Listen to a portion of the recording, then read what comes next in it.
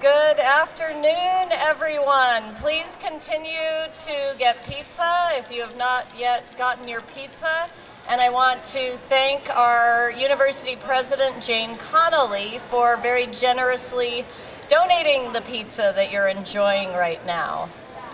So we're here for a teach-in on voting rights and voter suppression. But really, we're here for a bigger reason.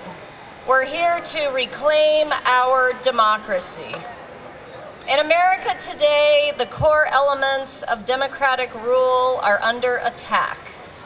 And it's up to us to defend and protect the values and the rights that we hold dear. So what are some of the things that we value? Well, those of us who have organized this teach-in value inclusion. We value equality. We value freedom of speech and freedom of the media. We value citizen empowerment, and we value citizen engagement. And all of these values relate to the most fundamental right of citizens in a democracy, the right to vote. So we're here today to increase voter turnout and to increase all of our political engagement. And when we do this, we can and we will reclaim our democracy. It's a challenging time, and in this challenging time, it's easy to feel disheartened, it's easy to feel cynical, to want to withdraw. But we can't let those feelings defeat us. Instead, we need to stand together, we need to find strength in our unity, and we need to act. The most simple thing that we can do, something that takes almost no time, yet is incredibly powerful, is to vote. So before we kick off with our speakers, I want to ask all of you who are here today to take a pledge with me right now. If you are eligible to vote, I ask you to raise your hand and with me to pledge in front of everyone here that you will vote in the upcoming midterm election on Tuesday, November 6th. If you're not eligible to vote, then while the rest of us are making this pledge, I ask you to pledge to yourself to ensure that everyone that you know who is eligible to vote will vote. Okay, so here comes the pledge. Repeat after me, please. I solemnly pledge. I solemnly pledge. That I will vote. I will vote. On or before November 6th. On or before November 6th. All right. Now, in order to be able to vote, you need to be sure that you are registered to vote. And if you are not yet registered to vote, we can take care of that right here and now. One easy way to do it is online. If you have an electronic device on you, you can just go to California Secretary of State online voter registration. It will take you less than 2 minutes to be registered to vote. You can also go to one of the tables here and register to vote if you prefer to do it the old-fashioned way. Now, whatever you do, after you are registered, make sure that you go and cast your vote. We have 3 fantastic speakers here today, and after we hear from them, we'll break into groups for discussion so that you can be engaged in this event as well. And throughout the event, I hope that you'll visit the various tables that are around. They are representing many groups that are here today, groups that are similarly devoted to increasing voter turnout and increasing citizen engagement. Now, we're almost ready for the speakers, but before we get to that, I want to thank the people who've made this event possible. I already thanked President Connolly for the pizza and the general support. I also want to give special thanks to Dr. Ronald Lowe, Professor of Anthropology, who really spearheaded this event. Also, there are many others, and I'm sorry if I miss anyone. Dr. Missy Maseko of Anthropology, Dr. Terry Yamada of Asian American Studies, Dr. Sam Coleman of Asian American Studies, Dr. Jared Perkins of Political Science, Dr. Caitlin Farrat of International Studies, and one of our speakers, student Jason Green, who you'll hear from in just a minute. And I just realized I forgot to introduce myself. I'm Dr. Teresa Wright. I'm the chair of the Political Science Department here at CSULB. Now, one last thing. If you are excited and engaged after you leave this event, make note in your calendar that the day before the midterm election, on Monday, November 5th, from 5 to 7:30 p.m. in the Anatol Center, we're going to have another event called Marketing Democracy, which I guarantee is going to be a good one. All right, so with no further ado, I would like to turn to our first speaker, Dr. Jared Perkins, Assistant Professor in the Department of Political Science. He is going to talk to us on the topic of hollow hopes, why the Constitution and Voting Rights Act do not stop voter suppression in the United States. Let's all welcome Dr. Perkins.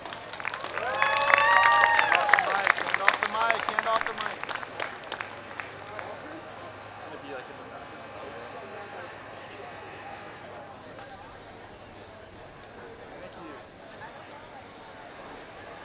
Hello. Give me just 1 second, get all mic'd up.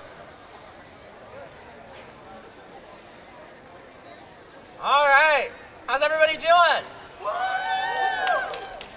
All right, well, first off, before I launch in, I want to see how many of you even understand, get the basic stuff about what I'm going to talk about today. How many of you have heard of the 15th Amendment to the Constitution? 15th Amendment, what does that do? It says that the right to vote should not be abridged on account of race. What about the 19th Amendment to the Constitution? Who's heard of that one? That's what says that the constitutional right to vote shall not be amended on account of sex. But yet, both of those would be very toothless if it wasn't for the Voting Rights Act. Who's heard of the Voting Rights Act? Well, so the reason I'm here today is to explain why is it in an era where we have a constitution that says you can't abridge the right to vote because of race or sex, and a Voting Rights Act that says you can't abridge the right to vote, why do we have so much voter suppression in the United States? Well, what is voter suppression? You've probably already heard that term today. You're going to see it a lot, and a lot of the groups are talking about it. What does that mean? What is voter suppression? Voter suppression is an intentional strategy. It's a strategy to dilute the influence of certain kinds of voters by decreasing the turnout of those voters, by making more and more barriers to their ability to participate in elections. Why does that matter? Well, what is the first three words of the Constitution? We the people. The Constitution is a contract. It's a contract between the United States federal government and the American people. That contract only matters if the people still have a voice in their government. If every time you wanted to renew your contract with your wireless provider, they said, JK, we aren't here to negotiate, you would be pretty mad, wouldn't you? The United States government only stays democratic because of elections. Elections are the process by which we, the people, make sure that the consent of the governed doesn't go away. So voter suppression is a direct threat to our democracy. It says that certain kinds of we the people don't matter as much. But this isn't the first threat we've seen in our democracy. After all, the Constitution was written by a small group of white men, and it only applied for over 150 years to a small group of white men. It took amendments, it took the Civil War and 3 constitutional amendments to start to expand the notion of we the people. During Reconstruction, the 15th Amendment, of which I spoke earlier, was passed. It said that it would end race discrimination in voting, end racially discriminatory voting practices. Did that happen? No. Instead, we entered an era immediately after the end of Jim Crow of voter suppression and intimidation, of laws that imposed things like grandfather clauses, literacy tests, poll taxes. things that took away the right to vote for millions of people, especially communities of color. It wasn't until the heroes of the civil rights movement rose up and said, enough is enough. They went to Congress and said, Congress needs to fulfill its commitment to the Constitution and pass legislation to enforce the 15th Amendment to the Constitution. That's what the Voting Rights Act is. It is the Congress of the United States giving teeth to the 15th Amendment, saying that you cannot violate the 15th Amendment, and if you do, this is what happens. So what does the Voting Rights Act actually do? Well, its two most important provisions, Section 2 says you cannot discriminate in voting on the basis of race.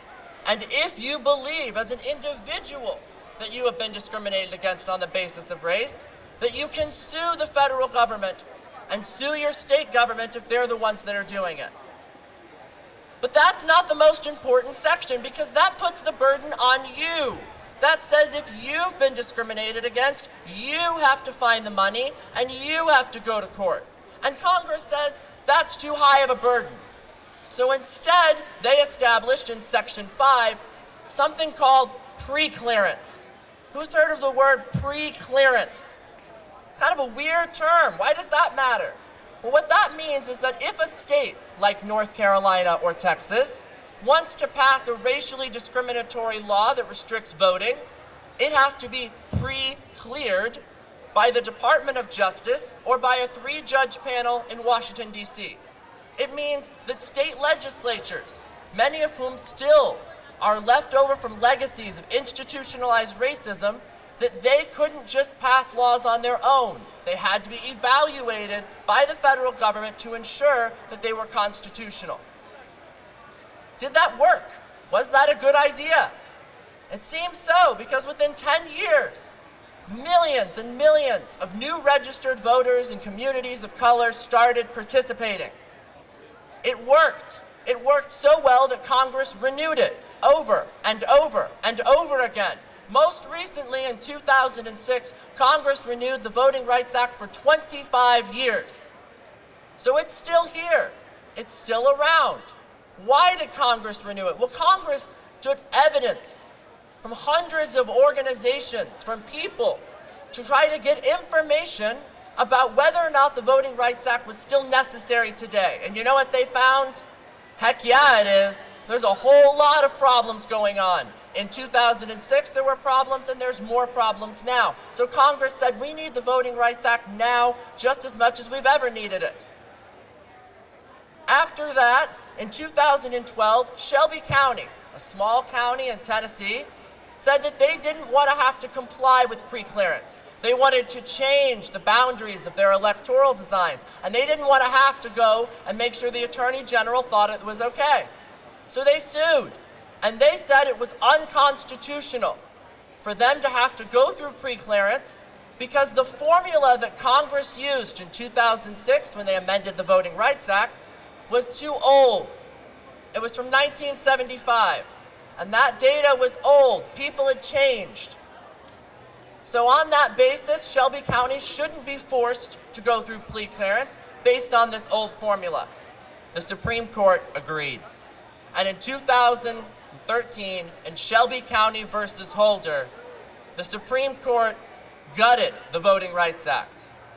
How did it do that? It didn't say the Voting Rights Act is unconstitutional. It didn't need to. It said one part of the Voting Rights Act is unconstitutional. Section 4B. Why one section? What is Section 4B? Section 4B was the part that said this formula, this old formula, that's what you need to use for pre-clearance. They struck it down. Now that seems kind of really arcane and specific. Why does that matter?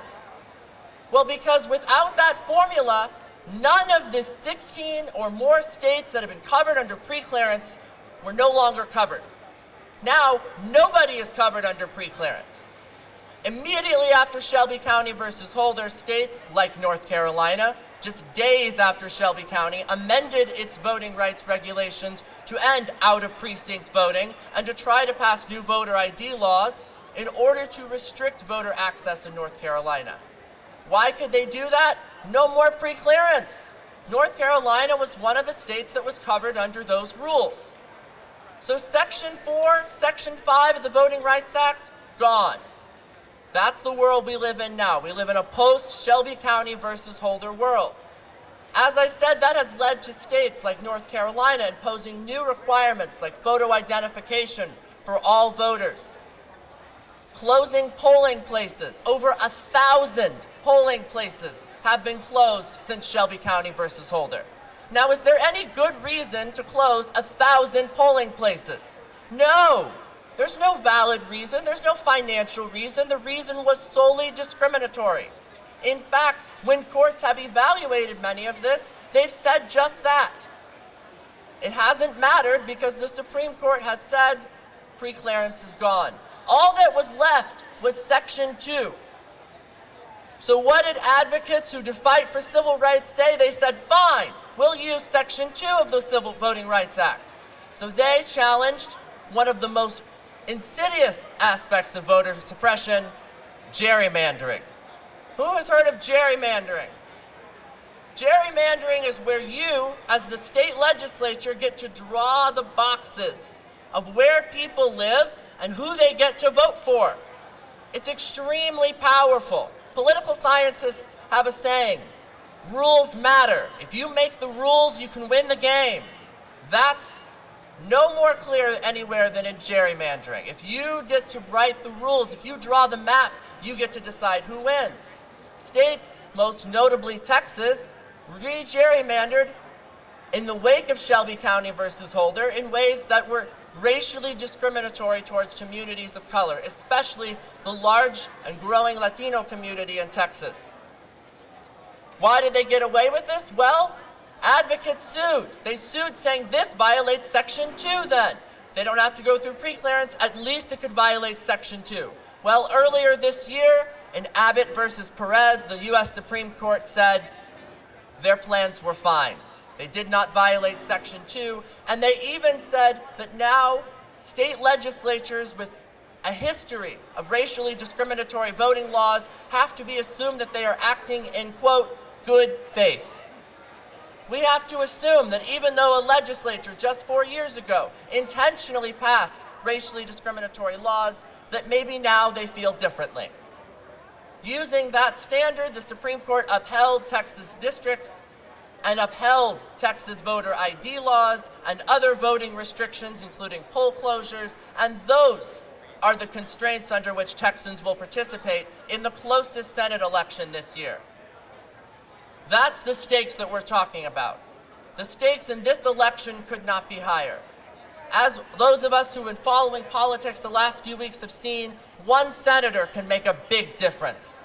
One election can make a big difference. The 2016 election ensured that President Trump was able to nominate 2 members of the U.S. Supreme Court. And notice everything I've said today hasn't been about elections, it's been about the U.S. Supreme Court's interpretation of the Constitution and the Voting Rights Act. Elections are our only way to send a voice to our democracy. They're our only way to ensure that we can hold our elected officials accountable. So what can you do? What if you don't think this is right either? What can you do to stop voter suppression? What can you do to help fix the Voting Rights Act? Vote. Register to vote. Get your friends registered to vote. And don't just register them, send them a text and make sure they have a way to get to the polls. People are lazy. On election day, it may seem easier to do something else than standing in line. Go stand in that line. People that you don't like who are making decisions about you, they will stand in that line. If you want to make sure that your voice is heard, if you want to make sure that you can help reclaim our democracy and uphold the federal government to its part of the contract, if you want to be a part of we the people and make sure that your government reflects you and your desires and your interests, vote. But don't just vote. Stay engaged, stay involved, stay loud, stay participatory.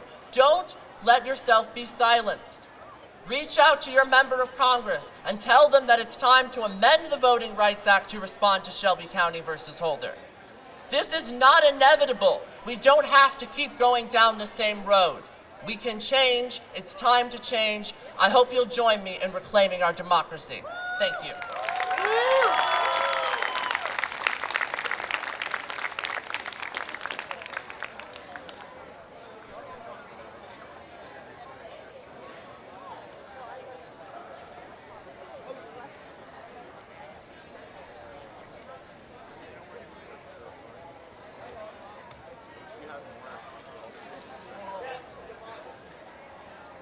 All right, let's give another hand to Dr. Perkins and listen to what he said. I also want to remind you that over in the corner there we have a table where you can register to vote if you are not yet registered to vote. So you see the waving hands over there. Head on over, make it happen. I'm happy to introduce our next speaker, Dr. Michael Eisenstadt. He is the Director of Forensics and an Assistant Professor in the Department of Communication Studies. He's going to speak to us today on public trust and the mainstream media, leaving voters behind in the race for ratings. Let's give him a round of applause.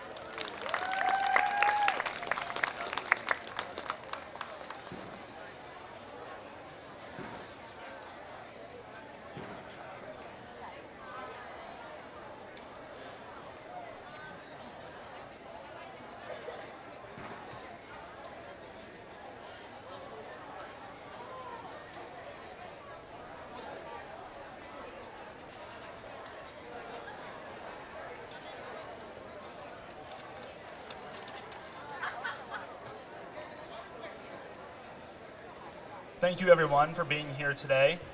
And I just want to say before I begin, I'd like to thank the Interdisciplinary Public Square for putting this event on. And yep, go ahead, give them a round of applause. And President Connolly for providing the pizza snacks that you are hopefully enjoying. And one more thing. If you think that anything you hear today matters, and you're not registered to vote, register to vote. I think after what I say, you'll have another reason if you need one. According to a 2018 Gallup poll, nearly 3 in 4 Americans have lost faith in the ability of the mainstream media to provide accurate and substantive content, leading some to the charge that the mainstream media is an enemy of the American public. Some Americans are unsure whether news is real or fake, and others have pointed out that the media is out of touch with our reality. I'm here today to tell you that it's my understanding that there is some truth to both of those claims. As a critic of argument and advocacy, I'm deeply concerned about the health of a cornerstone of our democracy. And this election, an important election if there ever was one, is unfolding as the news industry crumbles around us. So today I'd like to tell you a bit more about the problems associated with the media as it relates to voting. And then I'd like to offer you some practical solutions for some things that you and your friends, family, loved ones, etc. can do when deciding how to cast your ballot this November. First, some of the problems.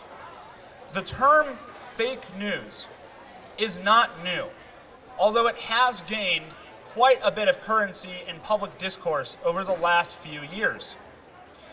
Since that phrase is politically charged, no matter how you define it, I'd like to suggest 2 alternative terms for understanding what people mean when they say fake news.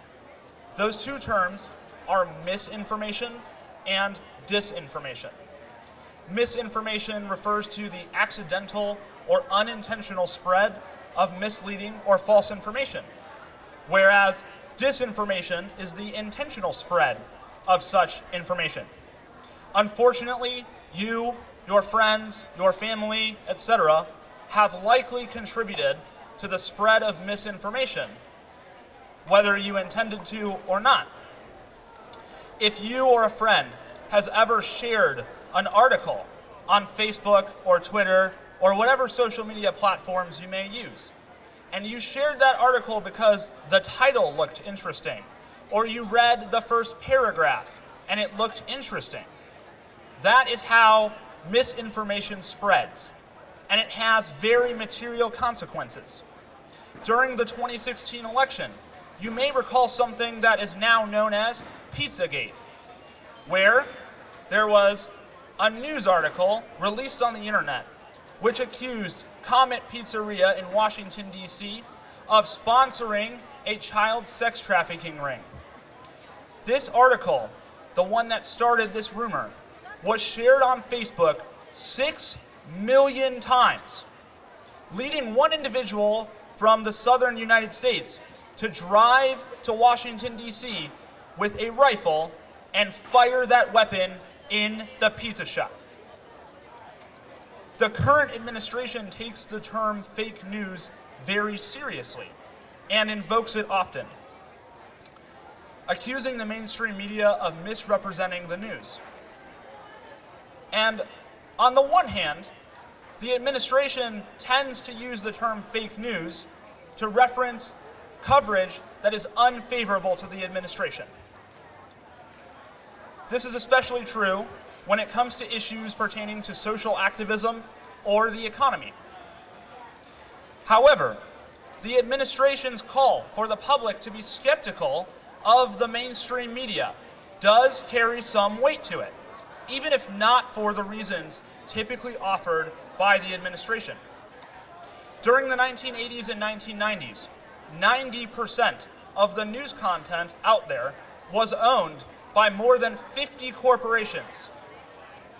By the year 2012, that same 90% of media content was owned by a consolidated 6 corporations.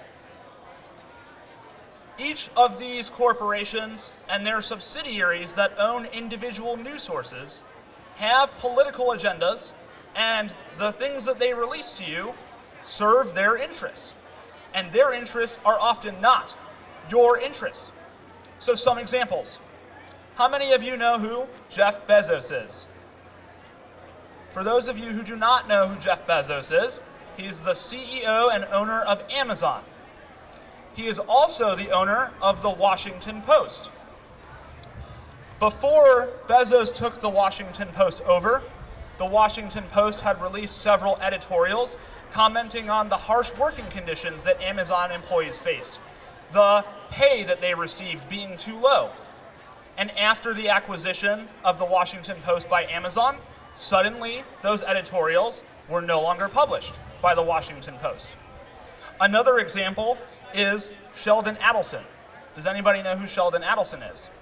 Sheldon Adelson is the CEO and owner of the Sands Corporation, which owns a large chunk of the Las Vegas Strip, including the Venetian Hotel and Casino and one of the expo centers. And in 2017, he purchased the Las Vegas Review-Journal, an editorial which commented critically about some of Adelson's decisions and donations in his political career. Since the acquisition of the Las Vegas Review-Journal by Sheldon Adelson, such articles have dissipated.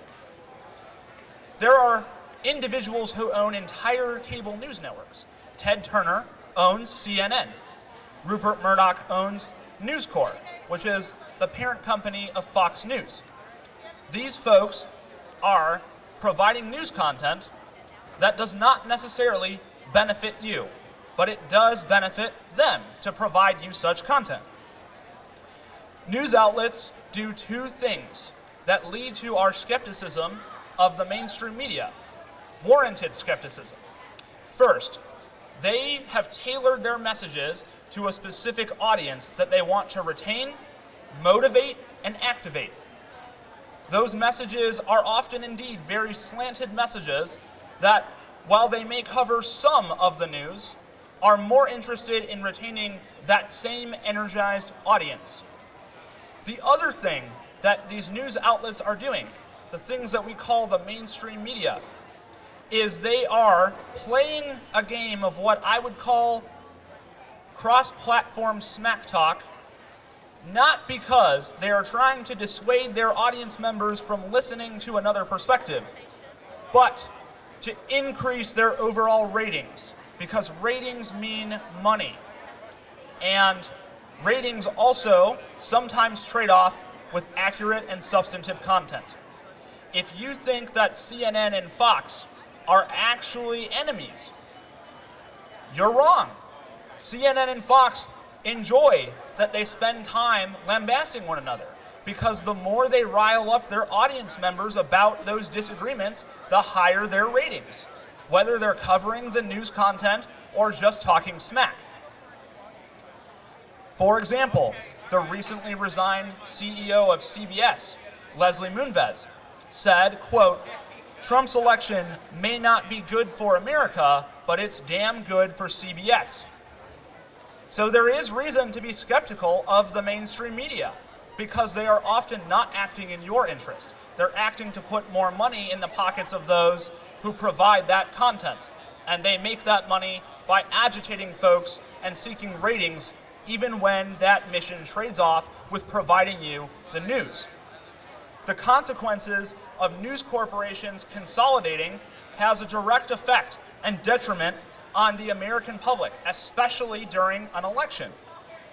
If we don't know what news sources we can trust, and we're in a politicized environment, there is a particularly pertinent issue. Where do Americans go to get their news? And how do they know they're making an informed decision when they go to cast their ballots? Gone are the days of the fairness doctrine where news content could be regulated.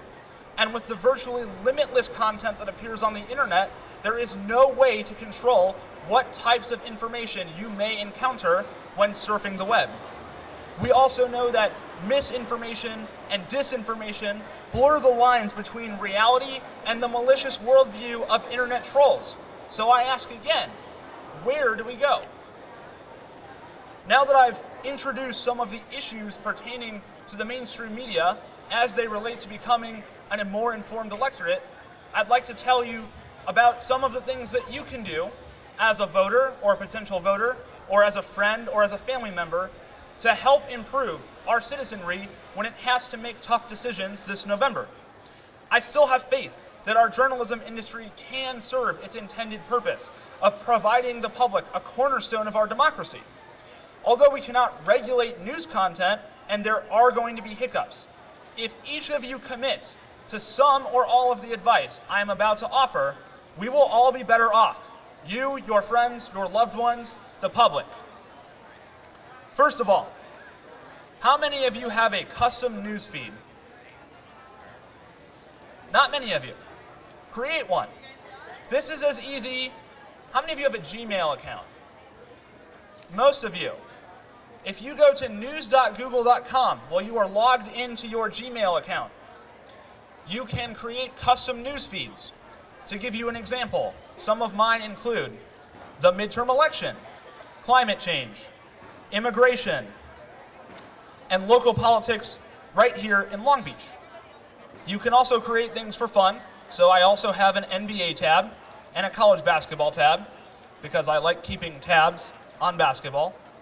But the purpose of creating a custom news feed is so that you have information readily available that pertains to the things that matter to you when you cast your ballot.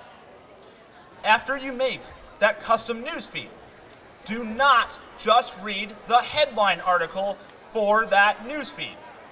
Read 3 or 4 or 5 of the articles under that heading. Look for discrepancies between those articles. Compare and contrast them. Some of the things are going to be reported the same across the board. That's a good indication that regardless of your political affiliation or stance, that's what's happening. There is an even better chance that the things that you find that are discrepancies between those articles are the things that you need to pay more attention to. Research those things individually, and you will find that those discrepancies matter, because those are the things that the mainstream media are using to activate and motivate people that sometimes doesn't depend on substantive information. But paying attention to those things matters. Always search for the original content when you are reading the news.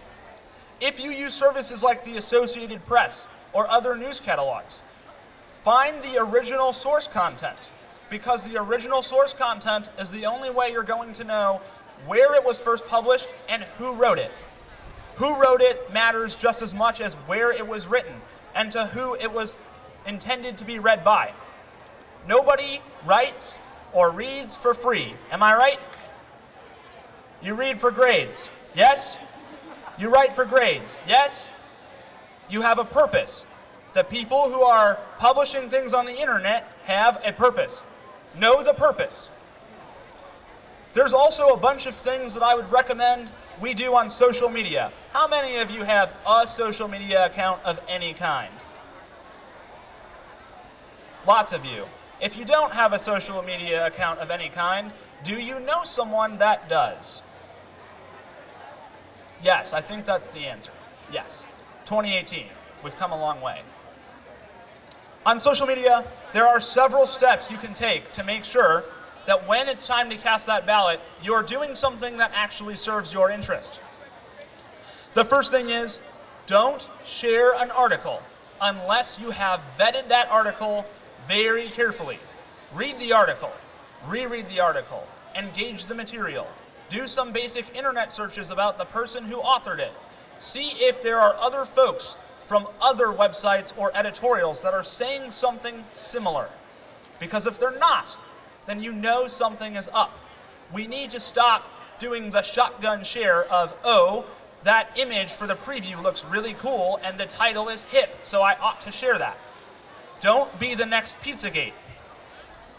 The second thing is, and this is going to be kind of one of those hard pills to swallow for some people, don't block or hide people from your newsfeed because they post things you disagree with. Look, there is a difference between somebody on your social media saying something that is explicitly racist, sexist, ableist, heteronormative, etc. That is one thing. It is another thing for somebody to express opinions that are not the same as yours. If you block somebody from your newsfeed because they disagree with you, you are legitimizing the internet as a place that is an echo chamber that serves the only purpose of confirming the biases that people already have.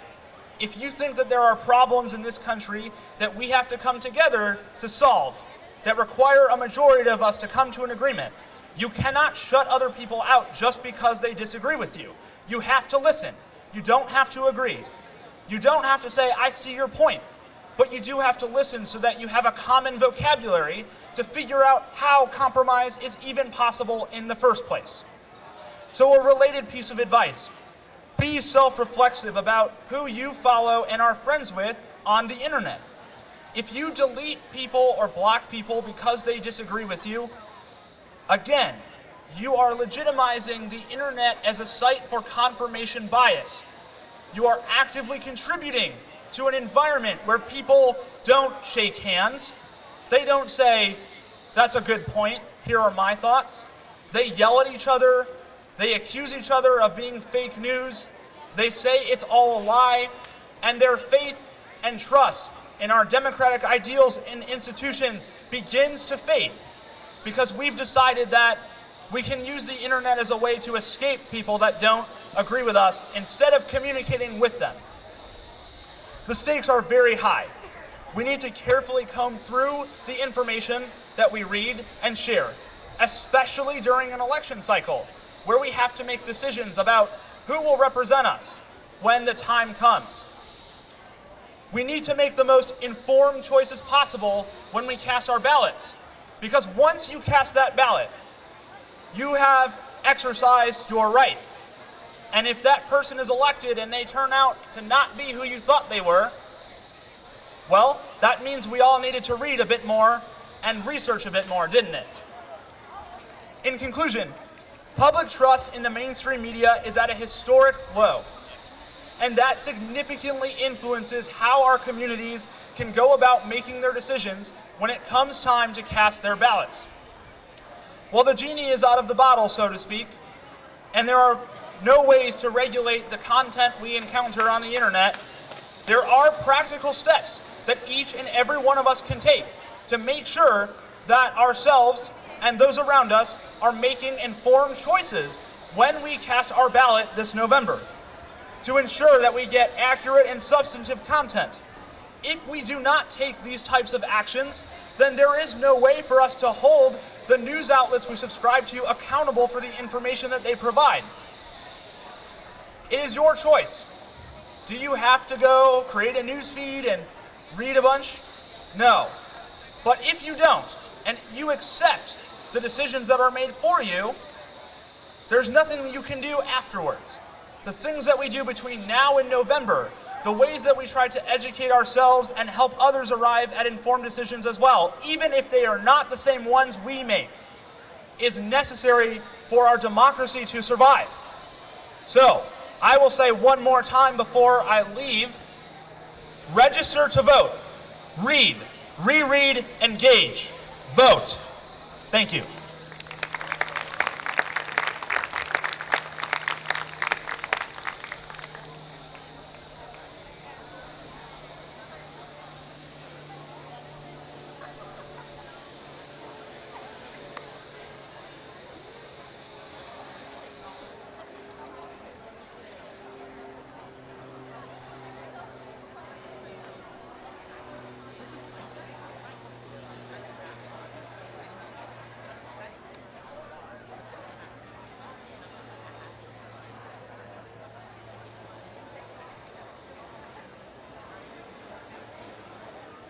All right, let's give another hand to Dr. Eisenstadt.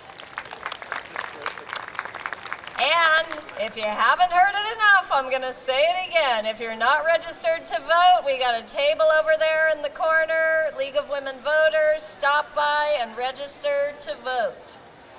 I am very pleased to introduce our last speaker, Jason Green. She's a student in the Department of History here at Cal State Long Beach.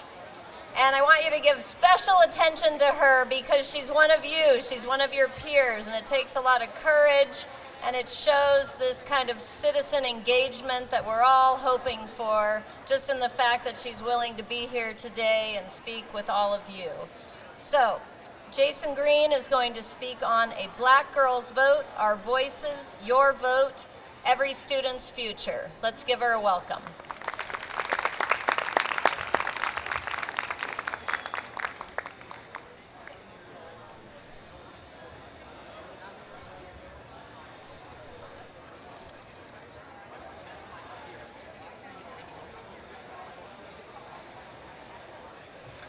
Hi.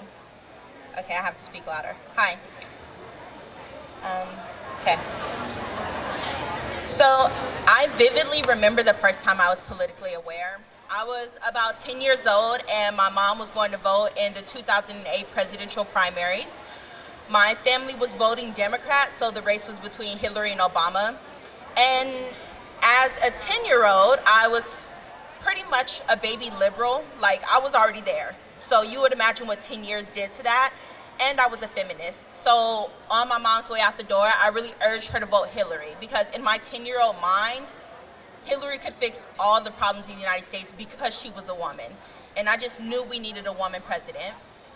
But fast forward about 8 years, and here I am, my freshman year at Cal State Long Beach, a freshman, voting in the 2016 presidential election, which is the first election I am eligible to vote in. And there I am, standing in the voting poll, voting Hillary. It's funny how life comes at you full circle sometimes. It was in that moment that I realized how important voting was. And while many knew that this was a high-impact election, the sad truth of the matter is that there wasn't a big turnout at the voting polls. According to the Pew Research Center, Black voting rate declined for the first time in 2 decades.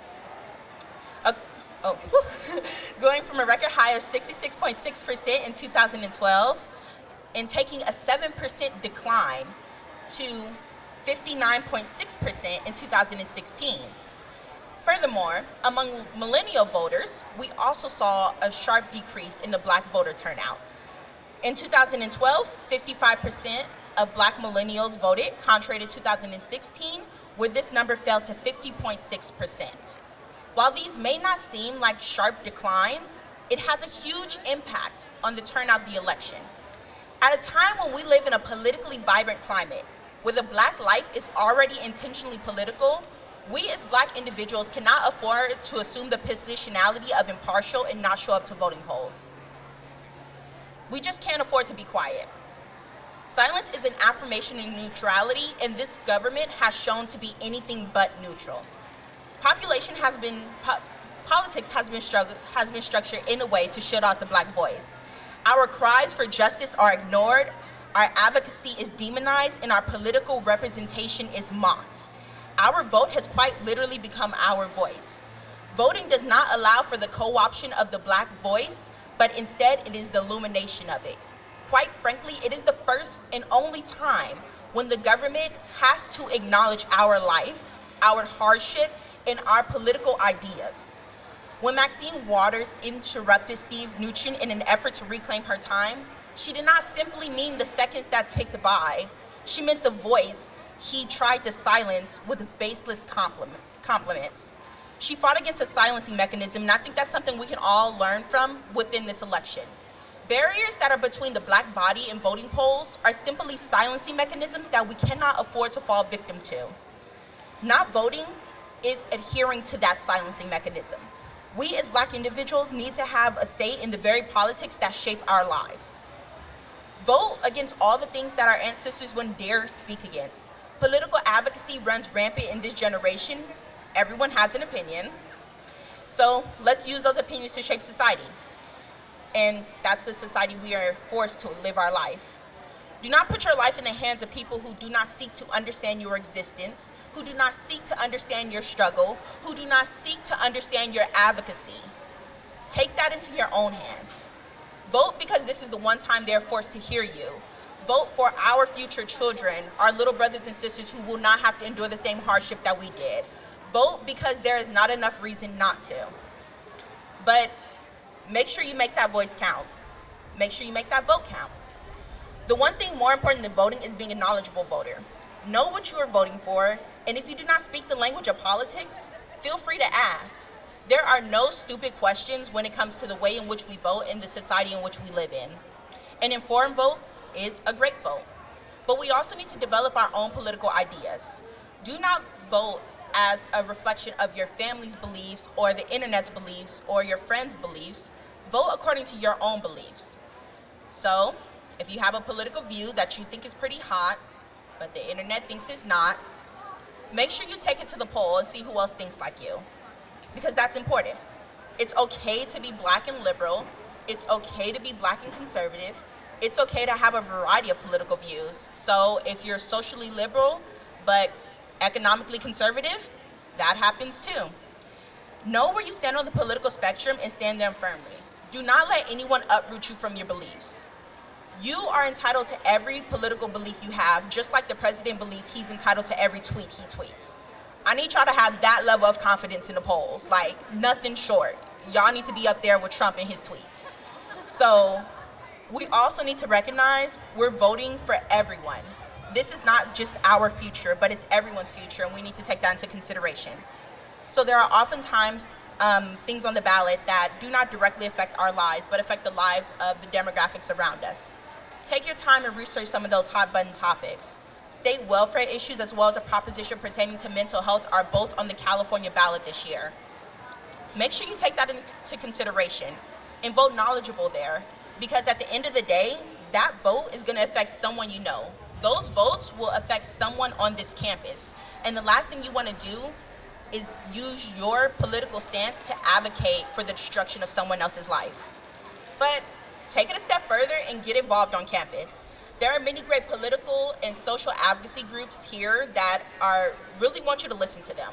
So take your time, go meet with them, take their materials, and spread the word.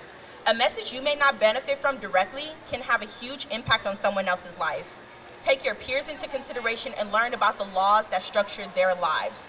Learn about the barriers that shape their existence, and learn about the things that they are trying to overcome to live in a healthy society. So we know that voting can be a very intimidating task, but it's also pretty rewarding. So please, please, please register to vote. Like, there's a little table back there. You guys can do it. You can also do it on your phone. I did it through Snapchat, so we can all do it. Like, it's not that hard. Voting registration closes October 22nd, so that's 11 days from now, and I know we all have 5 minutes within the next 11 days to invest in our future, because it's not just your future, but it's the future of everyone who sits here. It is now that Black people have to find ways to combat a system in which seeks to silence us.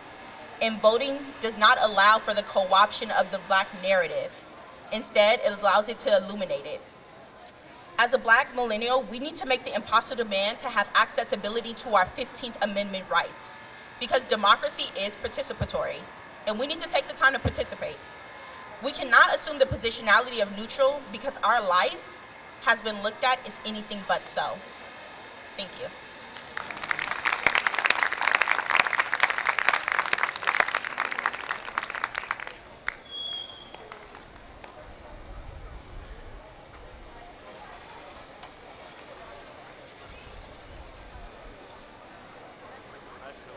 All right, let's give another hand to Jason Green. Fantastic, inspiring. And now is an opportunity for all of us to talk with one another, to exercise our civic engagement right here and now.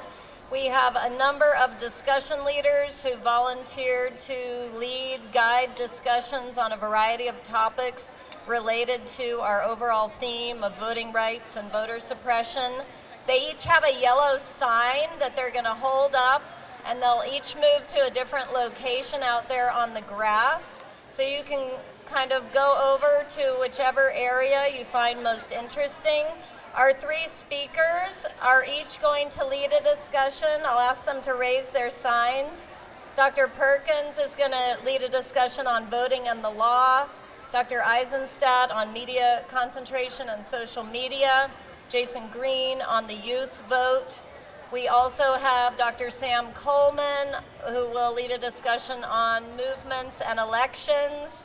Dr. Ron Lowe on voter suppression. And Dr. Missy Maseko on language and messaging. So, and you can feel free to go from one group to the next, but we really hope that you will engage and participate.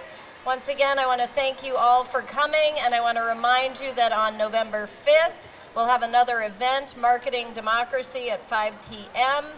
And don't forget to register to vote and vote on November 6th. Thank you all.